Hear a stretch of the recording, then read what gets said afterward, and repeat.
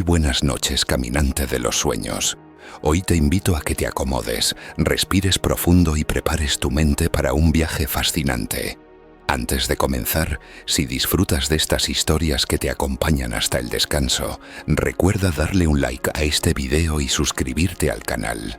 Así juntos podremos seguir explorando los relatos que la historia guardó bajo llave durante siglos. Esta noche vamos a internarnos en un lugar donde el oro no era solo un metal precioso, sino un río inagotable que corría por las manos de reyes y mercaderes. Te hablo del Imperio de Malí, un reino africano que en la Edad Media llegó a brillar más que muchas coronas de Europa. Y en el centro de esta grandeza aparece un hombre que marcó para siempre la memoria del mundo. Mansa Musa, considerado el soberano más rico de la historia. Imagina por un momento un mapa del siglo XIV. Europa atravesaba epidemias y conflictos. Asia se expandía bajo las rutas de seda. Y África, en su vasto Sahel, alzaba un imperio que dominaba las rutas del comercio del oro y de la sal. Dos tesoros que parecían simples mercancías, pero que en realidad eran la sangre que alimentaba el corazón de reinos y ciudades. Los cronistas árabes hablaban de caravanas interminables que cruzaban el desierto, cargadas con polvo dorado que parecía brillar bajo el sol como si fuera fuego. Y allí, entre Tombuctú, Gao y Niani, se levantaba Malí, un territorio gobernado por reyes que no solo tenían poder militar, sino también la habilidad de tejer redes de conocimiento y espiritualidad. Mansa Musa no heredó un trono vacío. Lo recibió con un destino ya marcado por generaciones que habían forjado un imperio fuerte y orgulloso. Pero él decidió llevarlo más allá, expandiendo sus fronteras hasta el Atlántico y llenando las ciudades de mezquitas y centros de aprendizaje. Se decía que en Tombuctú los sabios podían pasar días enteros discutiendo filosofía, derecho y astronomía, mientras los mercaderes comerciaban en los bulliciosos mercados que nunca descansaban. No era solo oro lo que brillaba en Malí, era también la fe, la cultura y la visión de un hombre que supo convertir la riqueza en un instrumento de poder. Como si se tratara de una parábola antigua, donde el talento no se guarda enterrado en la tierra, sino que se multiplica para transformar todo lo que toca. En el año 1324, Mansa Musa tomó una decisión que no solo transformaría su vida, sino que dejaría huella en la historia universal: emprender su peregrinación a la Meca. No era un simple viaje religioso, era la demostración de que el imperio de Malí no solo era fuerte, sino que podía deslumbrar al mundo entero. La tradición islámica marcaba que todo creyente debía hacer ese viaje al menos una vez en la vida. Y Musa lo asumió con un fervor inquebrantable. Pero él no viajó solo. Lo acompañó un séquito gigantesco, decenas de miles de personas, soldados para proteger la caravana, esclavos que llevaban provisiones y artesanos que podían levantar campamentos como si fueran ciudades ambulantes. Y lo más sorprendente, cientos de camellos y caballos cargados de oro puro. Los relatos árabes cuentan que allí donde Mansa Musa pasaba, el mundo parecía detenerse.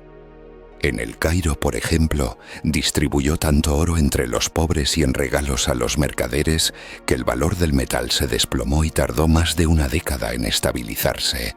La abundancia era tal que algunos lo consideraban casi un rey mitológico, un personaje salido de una fábula oriental.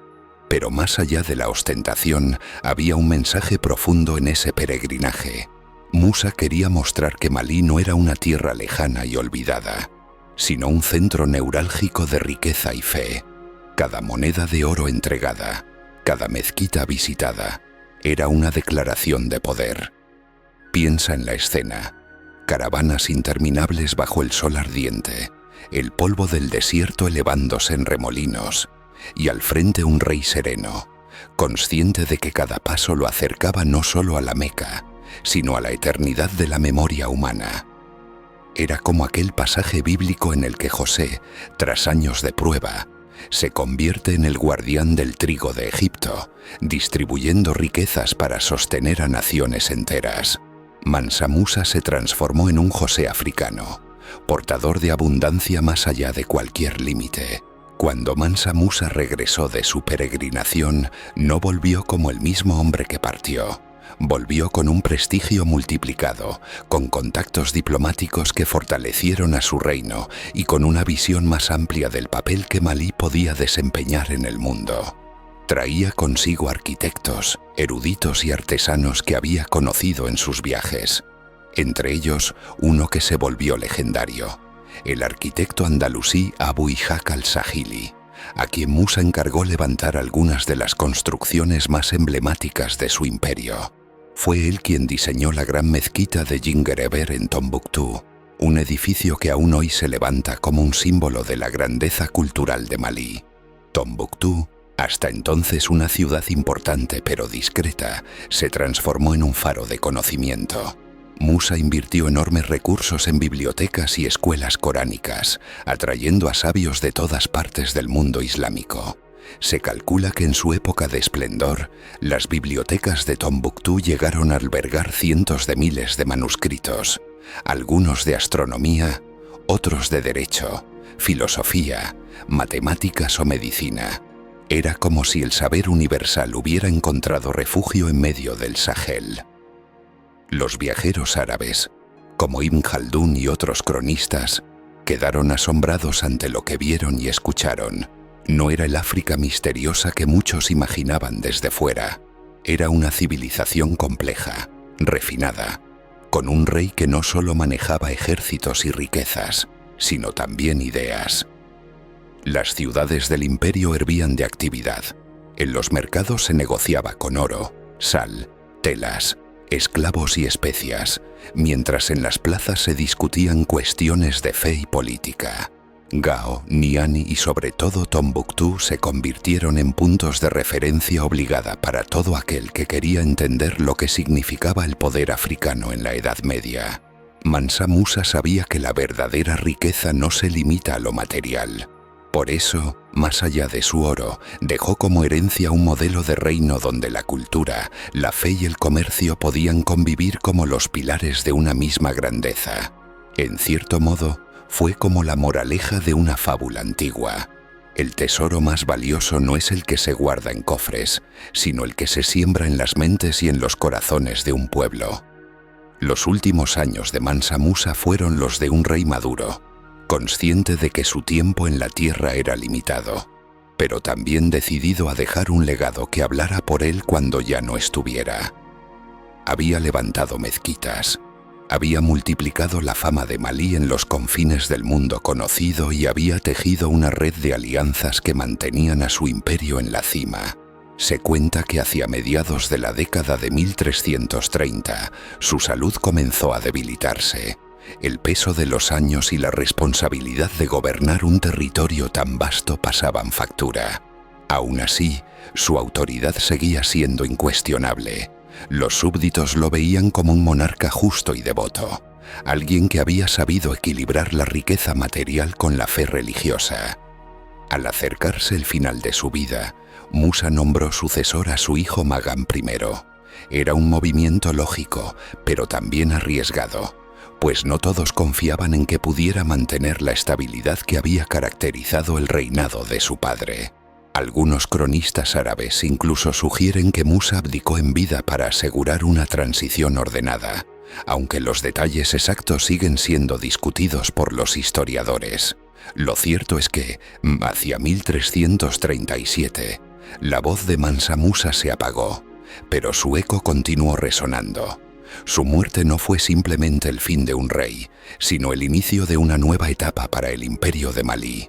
La gente se preguntaba si las riquezas, el prestigio y la cultura que él había sembrado podrían resistir sin su mano firme guiando el destino del imperio. Las caravanas seguían cruzando el desierto. Los sabios aún llenaban las bibliotecas de Tombuctú, pero en el horizonte empezaban a vislumbrarse señales de fragilidad.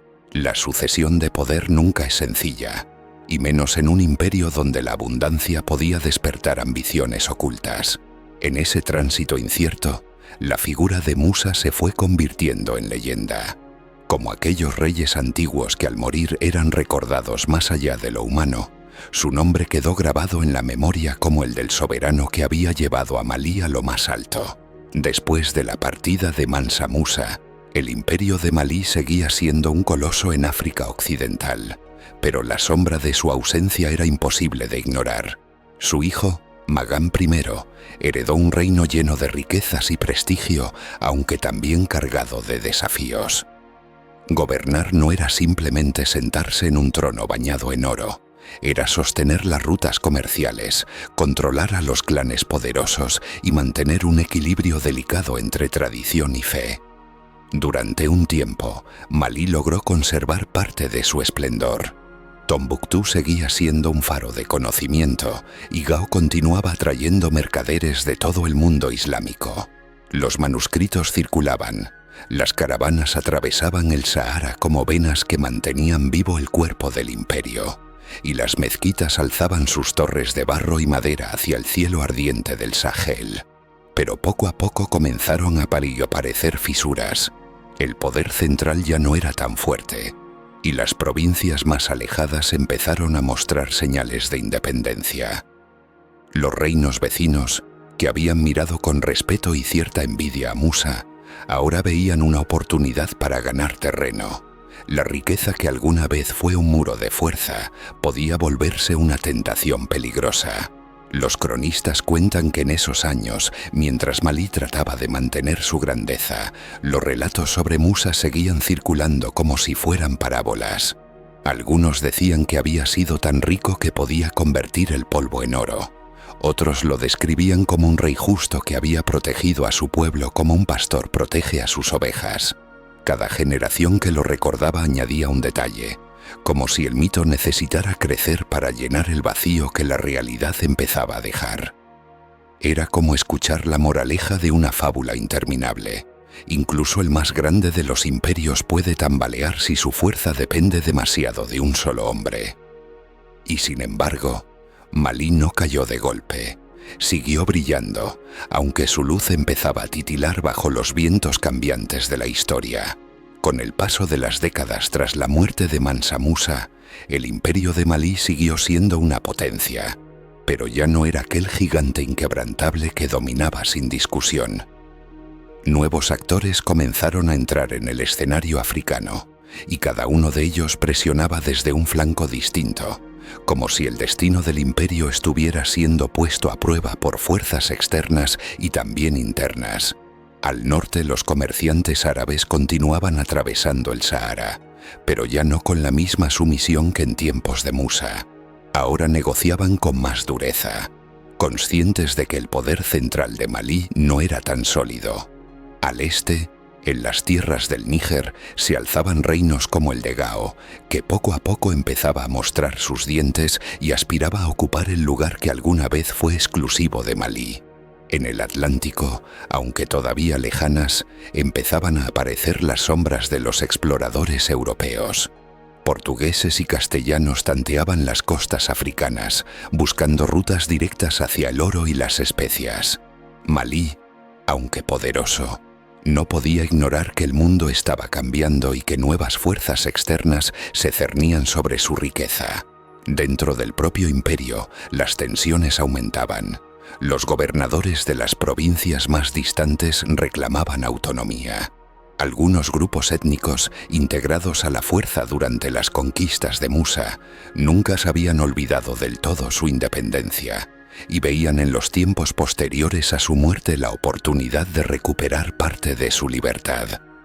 Aún así, Malí no era un gigante caído. Sus caravanas seguían recorriendo el desierto, cargadas de oro, sal, marfil y esclavos. Sus mezquitas continuaban siendo centros de devoción, y sus bibliotecas conservaban tesoros del saber que incluso hoy nos sorprenden.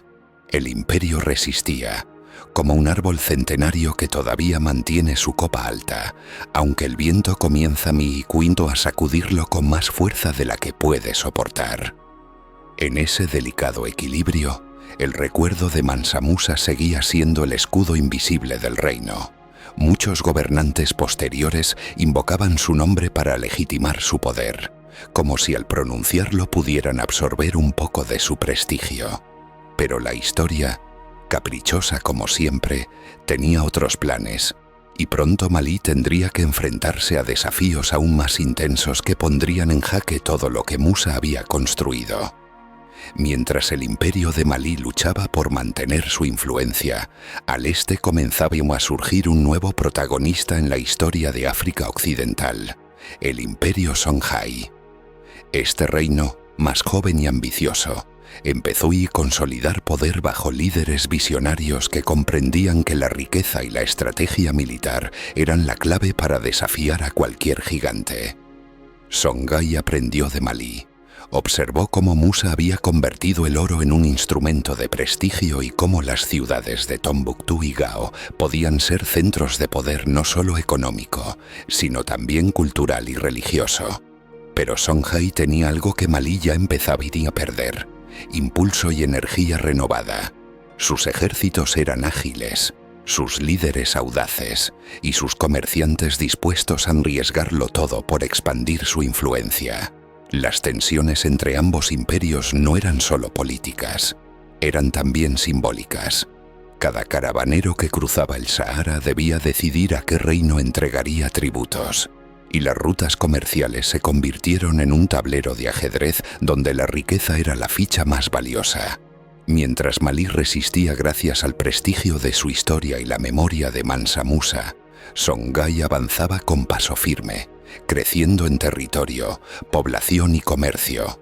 Pero incluso en medio de esta competencia, la herencia de Musa permanecía visible.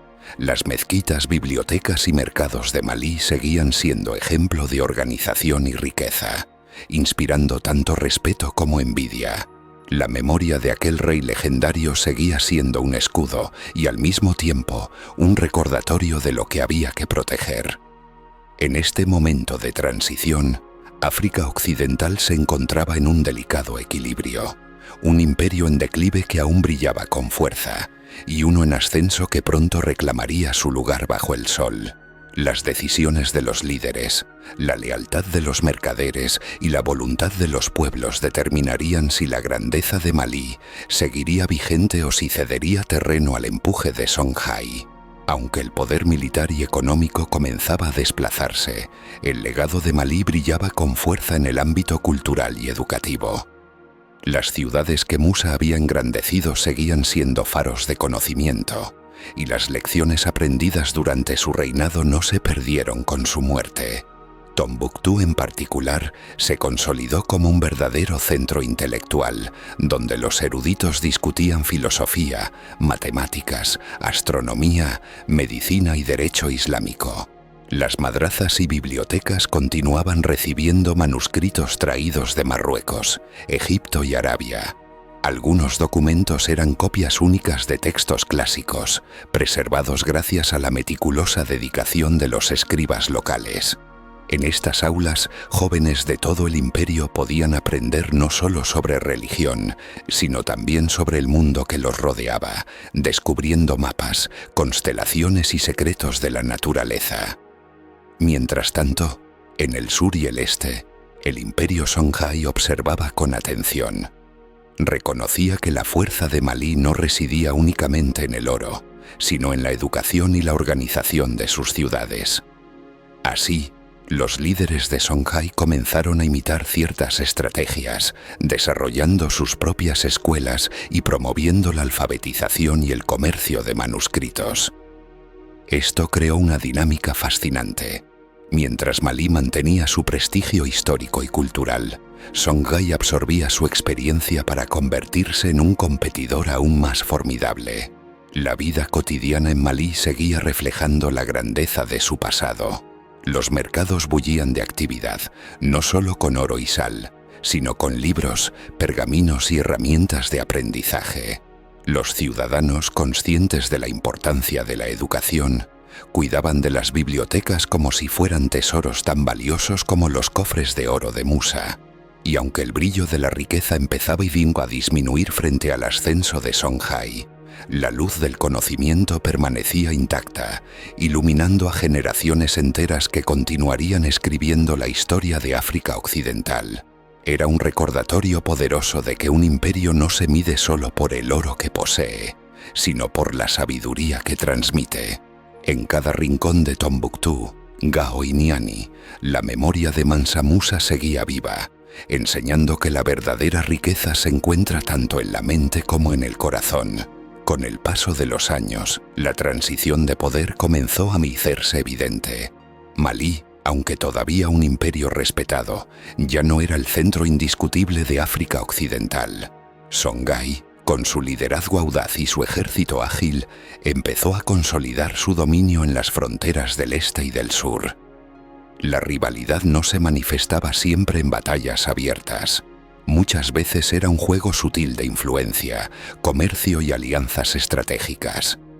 Los gobernadores de las provincias malinesas más lejanas comenzaron a afirmar su independencia, y algunos mercaderes preferían comerciar bajo la protección de Songhai, donde las rutas eran más seguras y los impuestos menos opresivos.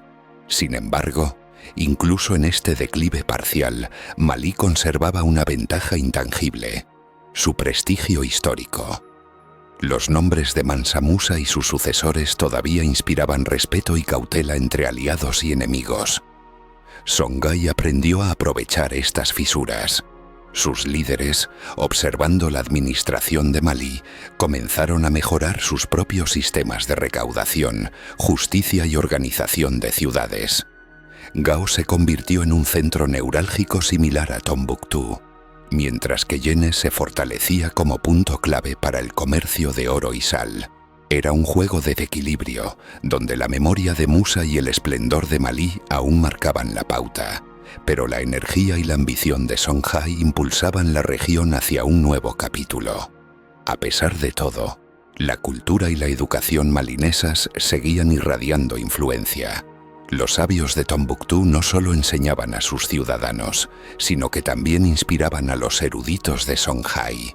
El conocimiento no conoce fronteras, y aunque el oro empezaba a concentrarse en manos diferentes, las lecciones de Musa sobre comercio, diplomacia y fe continuaban siendo referentes para quienes buscaban construir imperios sostenibles. Este período de transición mostraba una verdad profunda: los imperios pueden cambiar de manos, los reinos pueden ascender y descender, pero los legados culturales y educativos trascienden a los gobernantes y permanecen vivos en la memoria de los pueblos. Malí ya no era imbatible, pero aún brillaba con luz propia, dejando una huella imborrable que Songhai, por mucho poder que ganara, no podía borrar.